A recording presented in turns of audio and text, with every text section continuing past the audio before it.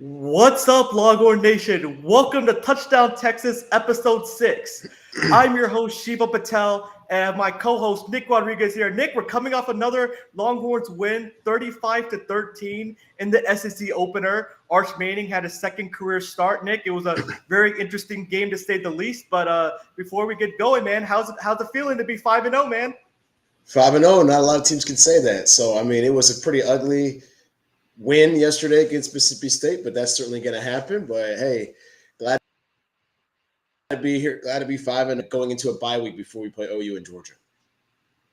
Yes, it's a much needed bye week as we continue to try to get healthy. Hopefully, get QB1 back, Quinn Ewers. We're going to be talking about that later in the show at the end, whether we think Quinn Ewers will come back against Oklahoma. But before we get started, I just wanted to let everybody know that follow us at touchdown_Texas on YouTube, Instagram, Facebook, and TikTok, and subscribe, to our YouTube channel. Me and Nick are doing this episode live, and then we're gonna take a break next week for the bye week, and then we'll be back for the Texas-Oklahoma game in 2 weeks. So it should be a huge game, October 12th. But Nick, before we get to that, let's talk about Arch Manning. So Arch Manning had a second, career start. What were your thoughts about his performance, and give me a grade? Well, I would say he still played pretty well yesterday. I mean, a lot of the sloppiness was not because of him. I mean, there was a lot of false starts from the offensive line. Jaden Blue had 2 fumbles. Jonte Cook had a big drop. Other guys had big drops. So I still give him like a B plus, B minus grade. He had a great little run. You know, you can see that athleticism. He can definitely run very well. Look pretty smooth. The only thing I would say is, try to get down more in the pocket. When you're out scrambling and you're trying to get down, please get down and don't take on some big hits. He took on some pretty big hits yesterday, but I think overall I would still give him a B plus, maybe a B for his performance. I think the sloppiness and everything that happened, we won't see as much with Quinn because Quinn's going to be able to get those guys going a little bit more than Arch will. He's still getting his feet under him, but a lot of the mistakes that happened weren't because of Arch. No, they weren't because of Arch, and I think Arch Manning had played much better than he did in the ULM game. You know, he had much better command in the pocket. He looked confident. He was poised. He did a great job of trying to stay in the pocket and not just after his first read just run. Nick, he had he had a couple really nice throws. You know, he has that mustard on that ball. That ball comes out hot. And he had a couple of drops, with his wide receivers, Nick. But I think that overall, I like the way that Arch played. You know, he ran when he needed to get those tough yards. He should have scored. There should have been a touchdown on the pylon, Nick. I know it was very close, but I think he made great decisions. He made great decisions today. He did not put the ball in harm's way, Nick, which was good because even though Mississippi State's a weaker defense, they're still an SEC team. So I think, he was able to get the ball to his playmakers, and his playmakers were able to make plays for him as well. And he looked comfortable out there, and you can tell that he's getting better. He's still a young quarterback, Nick, but he's going to continue to grow after each game. And he said he definitely learned a lot, from the last game, because Sark told him, after the last game, you need to go to your checkdowns more because Arch, they throw the ball a little bit more deep with Arch because Arch is a little bit better of a deep ball player than Quinn is. But Arch did a great job of going to his checkdowns when needed to after going to his progressions. Yeah, I mean, for sure. He played well. Like you were talking about, some of those deep ball throws that he threw, a big one to Jonte Cook, and he just drops it. So I think, we end up winning 35-13, really pulled away. They scored their first touchdown in the fourth quarter. Defense, I thought, played pretty well, but still like very, very sluggish. And I think they just didn't look all that enthusiastic overall. Ended up getting some big stops. The score looks good. You're happy with it. Happy to be 5-0. As a Longhorns fan, you can't take that for granted, especially over the last decade. Exactly. Except for last year, we had a great start the first 5 or 6 weeks of the season, or overall. But can't take it for granted that we're 5-0, but definitely have some room for improvement going into the bye week. Definitely, these are some great teaching moments, for Sark, as well, because he's able to, coach his guys up hard, especially after a win. So especially as we get some tougher games going forward, Nick. So that's definitely, and very encouraging. And all that matters, Nick said it to me yesterday, ladies and gentlemen. All that matters is the scoreboard, and they got the win, and it's going to go in the win column for sure. Yes. So exactly. Nick, let's talk about the offense. So we talked about the quarterback, but let's go on a little bit of a more macro level. Talk about the offense overall, and how do you think they performed yesterday? Oh, probably a C plus. I mean, it was just wasn't that inspiring. A lot of 3 and outs or 5 and outs. That wasn't that great. Again, the scoreboard looks good because they put some points on later, but this was a ball game. I mean, this game was Yeah, close it was. It was. for a long time, and there was a play in the second half where I think we were up 14-6, and Mm-hmm. um, we're going to kick a field goal, ended up being a flag. So then we go for it, and we don't get the points. So I think just overall sloppy. Wisner, though, played very, very well as a running back. I thought Bond played very well. I thought Golden played very well. We just didn't have the same intensity as we had the last few weeks, and that's what happens when you keep playing teams that you're better than. But we're going to start to get to that strength of the schedule. I mean, Jaden Blue coughing up the ball twice. He got benched in the second half, and Wisner took over, and Wisner did great. I mean, you can't. Mm-hmm. We were talking about this yesterday. You can't be the RB1, and he still will be, but you can't be the RB1 if you're going to be coughing up the ball like that, and that could cost us a Right. game. Mm-hmm. If when we're playing Georgia and we cough up the ball like that, it could cost us the game. So overall, I'm not very thrilled about their performance. It looks better with the scoreboard now, but 35-13, crucial mistakes. Looks a little sloppy to me. It did, but the crazy part about it is, I want to talk about the positive first before, we get to a little bit of the, negatives. We still had 522 total yards, Nick, Yeah, I know. 324 passing yards, 198 rushing yards, Nick. So I think the offense they played really well when they had to. Like when Mississippi State started pushing a little bit, that's when the offense started moving the ball. Uh, you know, uh, Trey Wisner was just getting those tough yards. Nick, he's not known for getting, like the aggressive, tough yards. He's Yeah, known for like making people miss, getting those, being elusive, getting those yeah, long runs. But he was rushing, he was ramming through people. He was running through defenders, and he got those extra yards for us, which was huge. He had 13 carries for 88 yards. So I was very encouraged by Wisner, and like Nick said, he got the majority of carries in the second half. And Nick, he's just a true sophomore. So like we were relying on a true sophomore in the first game of the SEC play, and he came up huge for us. So that was very encouraging to see, because we know with the injuries with CJ Baxter, and we had some other injuries at running back. Derek Gibson didn't get to play as much because he got nicked up a little bit last week, yeah, so they didn't want to use him up. But let's talk about the wide receivers. I think DeAndre Moore did a great job with 2 hmm touchdowns. He's that reliable hmm guy. He can get yards after the catch. He's a sure-handed player. Isaiah Bond took some yeah. had some nice yak yards. Matthew Golden moved the change. So I think the wide receivers played really well. The tight ends weren't as involved as much, but the wide receivers and Arch seemed like they were on the same page and they were clicking yesterday. I mean, completely agree. I mean, they looked very good, especially in that first quarter and that first drive or two. They were really feeding Isaiah Bond, which I think you need to. I think you need to make him feel comfortable, make him feel confident before we go Mm-hmm. play OU and Georgia and all these other SEC teams. So, yeah, he looked good. I thought Matthew Golden looked good. And look, Jonte Cook, I know everyone's going to talk about Jonte Cook in that drop, but Mm-hmm. man, he released and he was wide open. So that Yeah. just shows that he can beat you, and that's going to happen again. I think where I was disappointed with the offense is only because they could have scored a lot more. A lot of those turnovers were in the red zone or close by, or just like weird play calling every now and then. So it could have been Mm-hmm. even better, is what I'm saying. Mm-hmm. So I Right. thought the Yeah. receivers did play well. The referees, we saw them last week against Auburn. They're very weird. I mean, both sides, they called so many ticky tack flags, not just against Texas, but also against Mississippi Mm-hmm. State. So it's just kind of a weird officiating crew. Not that it's an excuse. We still play pretty sloppy. But the receivers, I mean, Golden had a good day. Like you said, Moore had a good day. Bond had a good day. And I like how they were looking more towards him, it felt like, this week to feed him the ball. Mm-hmm. And I think that's going to be expected over the next few weeks, too.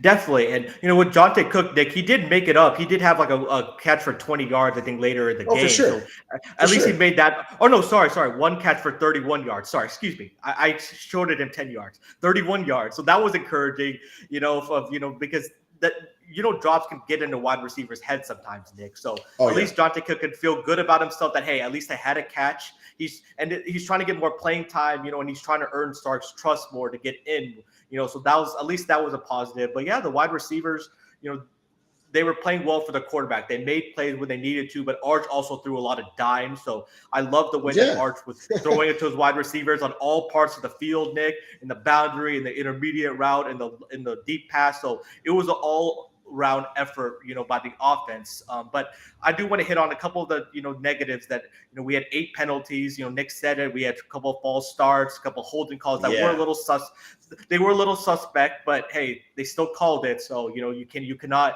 allow yourself to get behind the change, Nick, because Too Weisner many had times.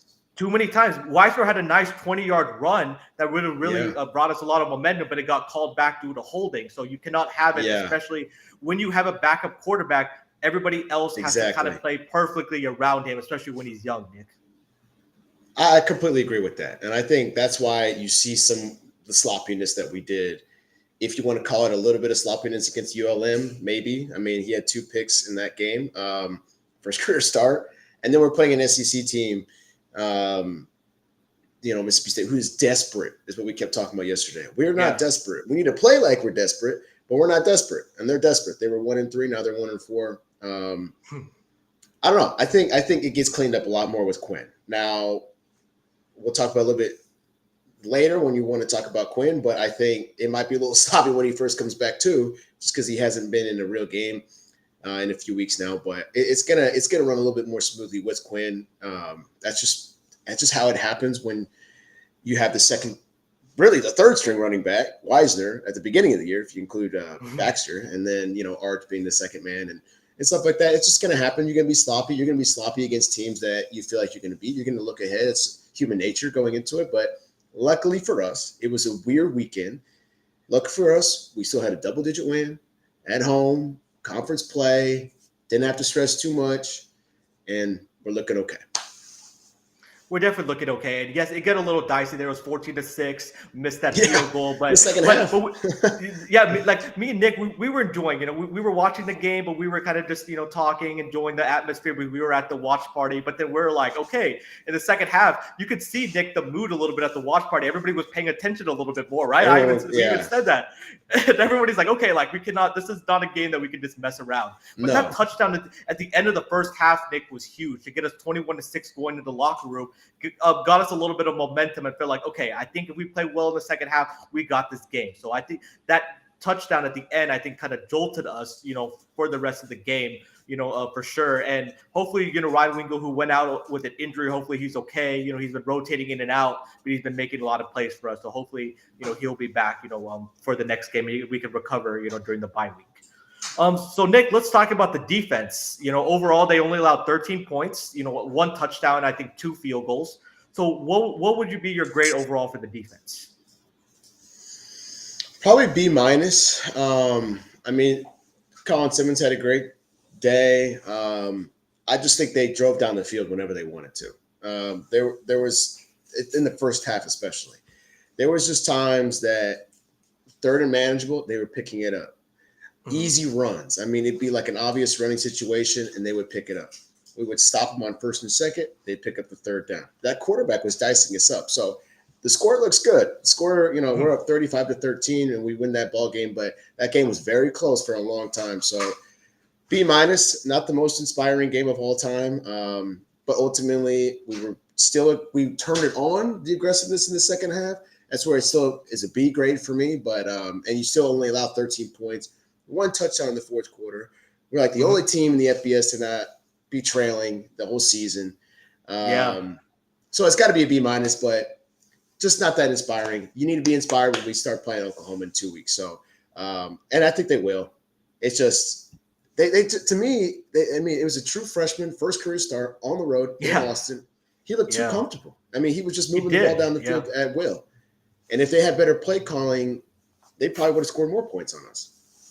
No, they missed some opportunities for sure. And their wide receiver had some drops. That freshman, Michael Van Buren, who Nick said, he played well. Me and Nick even admitted that he did, And his wide receivers didn't help him out at times. The play calling was a little like, I was scratching my head as a Texas fan a couple of times, like Jeff Levy, Didn't like make what are you sense. calling? Like what are you calling, man? Like okay, like you need to help out your freshman quarterback. He put him in a couple of tough situations that Michael Van Yeah. Buren bailed him out of. But Nick, what really concerned me was in the first half, Texas allowed 135 rushing yards. Yes, you heard that right, ladies and gentlemen, 135.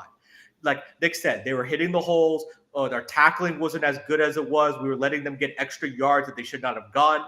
They Yeah. looked comfortable on the ground. They dominated the time of possession, Nick, in the first half. It was like 20 minutes for Mississippi State to like 9 minutes for us. So they were just chewing the clock, keeping the ball on the ground, keeping our Yeah, that was offense off huge. the field, and making our defense tired because it was a hot day yesterday in Austin. So you could tell our defense was getting tired. But I was encouraged in the second half, Nick. They only allowed 35 rushing yards or something like that. So they clamped down in the second half. They were having more pressure on Van Buren, making him uncomfortable in the pocket. Vernon Broden, Nick, had that sack and fumble or a sack and fumble recovery. You don't Yeah, that usually was see that where a crazy. player that gets a sack and then gets a recovery. That was a huge momentum shift for us. Colin Simmons, Nick, had 2 sacks. He leads the team, by the way, ladies and gentlemen, with 4 sacks total in the year, which is crazy as a true freshman. Anthony Hill was flying all over the field, hitting people, making life tough on the offense. David Binda had a good game, but overall, our secondary, I think, did not play as sharp as they did in the first couple of games. They were allowing some passes over the middle, allowing some deep passes, but I think the defensive line overall, I would give a pretty high grade too. But the defense, I agree with Nick's grade. They had some good plays that they made overall, but there's definitely some room for improvement. And they allowed a Mississippi State team, Nick, that has really struggled. They lost to Toledo 41-17. They lost to Florida 42-28. They allowed Florida just to move the ball on offense when Florida has struggled. So there's definitely some room for improvement for the defense. Definitely. And I mean, I don't even know if it's like room for improvement. I think it's just playing a team that is extremely desperate. If they're going to make a bowl, they had to beat us yesterday. And there was some window to do that, and then that window closed. I just want to see when we get tested. Yeah. What are we going to look like when we do trail? Because we're not going to lead the whole season. We're never not going to trail. I mean, even Michigan last year, who didn't lose, they trailed at some point. Yeah. So I think when we play Oklahoma, who has not looked their best, God, they almost lost to Auburn, and they had a ton of guys out against Auburn. Yeah. So maybe they're resting to play us. I mean, can only hope so, right? And when we play Georgia, and Georgia, wow, what a game that was. And they lose to Bama. That makes things very interesting in the SEC. Yeah. Just to hit on that real quick, I think Bama does leap to number 1, and I think we would probably stay at like 2, and then Georgia's probably top 5. I would think. I mean, they're not going to fall too far. No, losing for on sure the road not. to Alabama. So that affects us a little bit, but I think that's a good thing. Sometimes I like having a little wiggle room and being 2 through 5 instead of number 1, because if anything happens and you're a little sloppy, then they're going to knock you down. There's no way to go up except for 1. So just hitting on that a little bit, and just waiting for us to play someone a little bit more on our level, like an OU, and anything could happen that game. And then we got Georgia too. Yeah, no, Nick read my mind because I was actually going to ask him about the ranking. So thank you, Nick, for getting us on that. Yeah. So I thought, ladies and gentlemen, so I picked Georgia to win the game. I thought Georgia was going to pull it out personally, but Ryan Williams would have beast, and Milroe. Oh my God, he's so good. Yeah, it's so good. And so I think we're going to be I think we're going to be number 2. I think we should be 2. Bama. We shouldn't fall to 3. I mean, no, for sure. I don't see them putting Georgia above us at this point. No, I don't think so, because that's going to be an interesting game, Nick. But we cannot continue to look over opponents. We need to play with that same intensity we did early in the year. I wanted to see that, Nick, because I wanted to see the offensive line dominate a weak Mississippi State defensive line. I wanted to see our defensive line dominate a weaker Mississippi State offensive line. So the trenches is something I'm really looking forward to seeing how we continue to respond and play in SEC play, because this was the first game, and they did all right, but there's definitely some things that they could have done better. But all that matters is that we got the win. We got our first SEC game out of the belt, so we know what to expect. This bye week, Nick, could not have come at a better time, with all the injuries, especially to the running backs. And Quinn Ewers. So I think this is a good thing for us, and we get 2 weeks to recover and Here comes OU. And speaking of the OU, Nick, let's talk about QB1. Quinn Ewers. Most of people's expectation is that he'll play against Oklahoma, but that's not my question to you. My question to you is, do you think he'll be 100% healthy by Oklahoma, or do you think he'll still be has some lingering effects from the injury? I don't know. I mean, they said he was like 70% this weekend, which is why when we talked about last weekend, I was on the train of like, well, he should play. But knowing that he was at 70%, then yeah, you don't start when he's at 70%. So I'm glad they rested him and they played Arch, and Arch did well enough for us to win the game. Um, I don't think he'll be 100%. I mean, in this part of the season, you're rarely at 100%, but I think he'll be close. I think he'll be like 90%, especially with the week off. It's not like we play anybody next week. So I think the only thing that he might face is some rust going into that first drive or two. I mean, just to get him back in the game action, I would think. But if not 100%, he should be pretty damn close. And hopefully we whoop him and we put a good whooping on him. And the good thing is, if he's not, but I know he wants to play bad against OU because we lost to him last year. One of our only few losses from last year. We were watching that. Was brutal. If he's not good to go, if something happens, God, knock on wood, hopefully nothing happens to him because I miss Quinn. Arch is ready to go, but I don't know. It's going to be really hard for us to beat Georgia with Arch the way we're playing right now.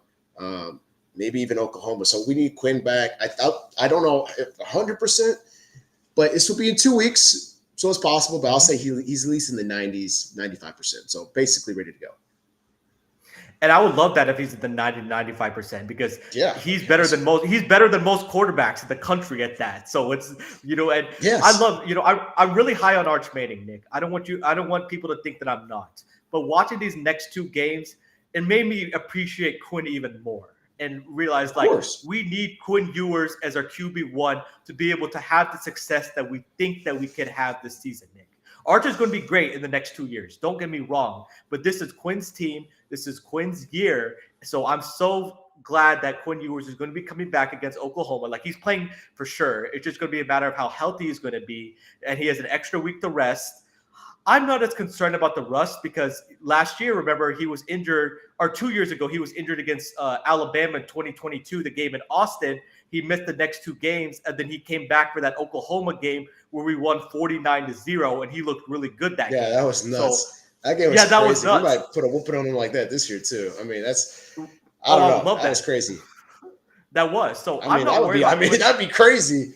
Just got to see what happens. I wonder what the line will end up being for that game, but I don't know.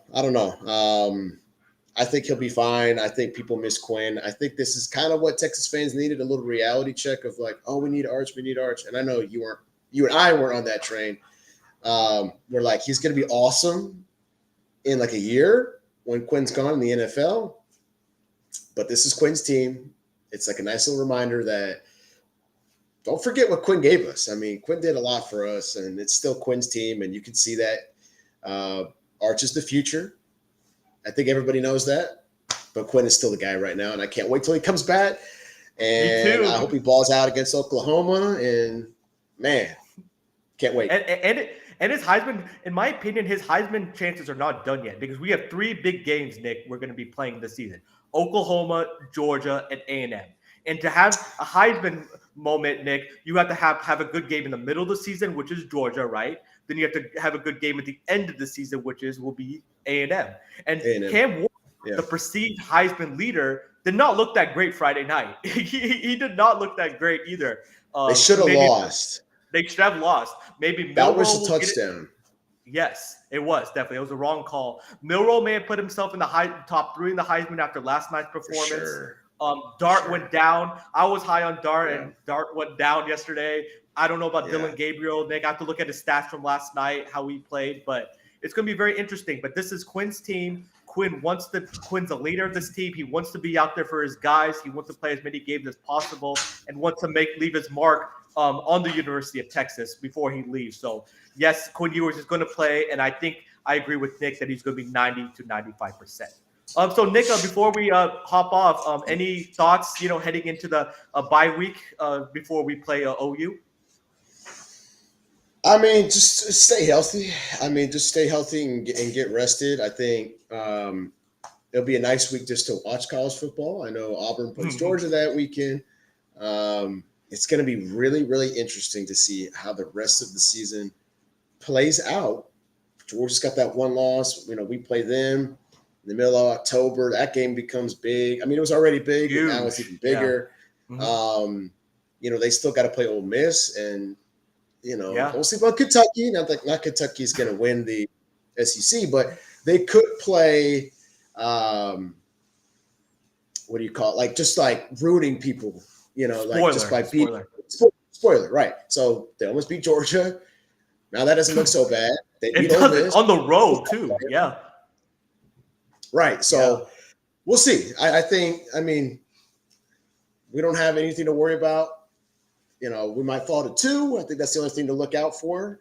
Maybe Quinn makes a Heisman run. You know, he would really have to ball out for the rest of the season because he's missed 2 games. But there's no true front runner right now, I would say. No, it was Cam Ward, but I don't know about that now. And Miami has a weaker schedule. They even Travis Hunter.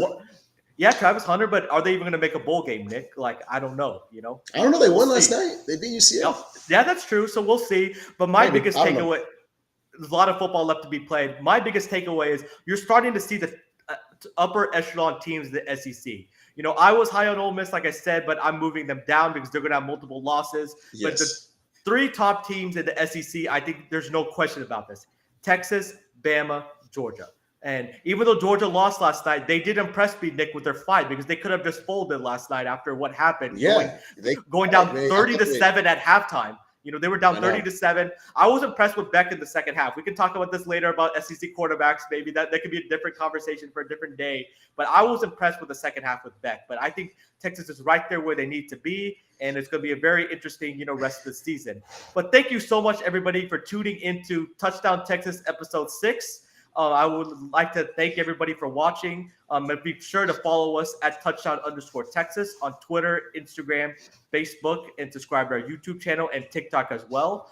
Me and Nick we'll be taking a break next week for the bye week, but we'll be back the following week. The Texas X's Atlanta chapter will be having a watch party for the Oklahoma game. So me and Nick will be live after that game. We're going to bring some fans on, just like the Michigan game, or just like the Michigan stream. So that's going to be a lot of fun, Nick. But looking forward to it, man. Thank you so much. I appreciate it. Absolutely. Hook 'em.